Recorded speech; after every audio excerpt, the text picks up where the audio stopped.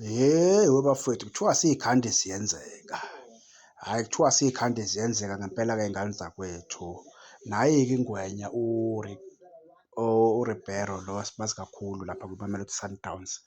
Noma besimazi kakhulu lapha kwi-Sundowns, wasezakhela nje igama ku-Sundowns wagcina wahamba-ke ngokungavumelananga-ke ne-Sundowns.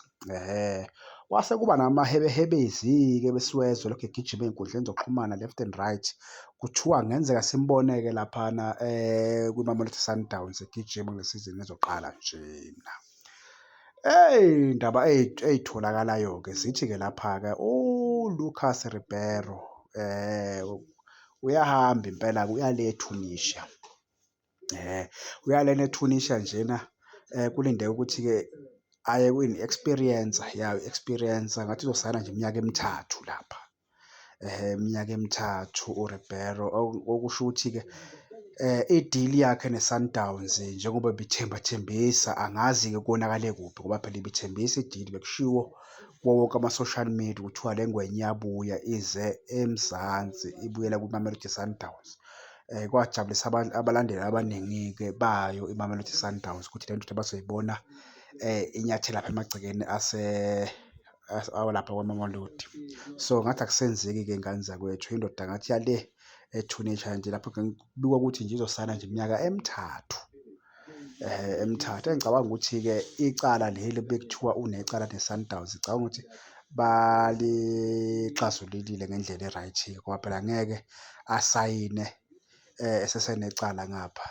Njengoba kuthiwa njengoba nje bekushiwo kuthiwa kuleya icala ngoba ebehambile waya le eSpain, i-FIFA ibimnikeze nje i-clearance emfishane maybe bekuwunyaka or ngathi beku-1 year yabo ukuthi akhone ukuthi bedile necala lakhe.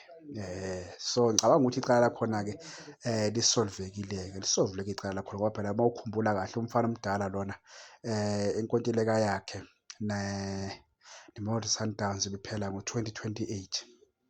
Yabo, ngicabanga ukuthi-ke le team imthengile kuyi-Sundowns yabo, ngoba kukwazi ukuthi i-Sundowns ingavele ivumele ukuthi athathwe kalula. Hhayi, angiboni, maybe kube nesivumelwano esenziwe ngokusemthethweni yabo. So sithi-ke Mbhemu-ke hhayi hamba Mbhemu, vele mina ngiyimpufana cha bengingafisi ukuthi ubuye, bengingafisi ukuthi ubuye, cha ubudlalisa kabuhlungu.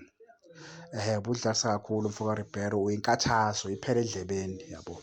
Bengingafisi nje ukuthi mina ubuye-ke yabo. Ngijabulile nje uma ngizwa ley'ndaba zokuthi cha uya le eTunisia yabo.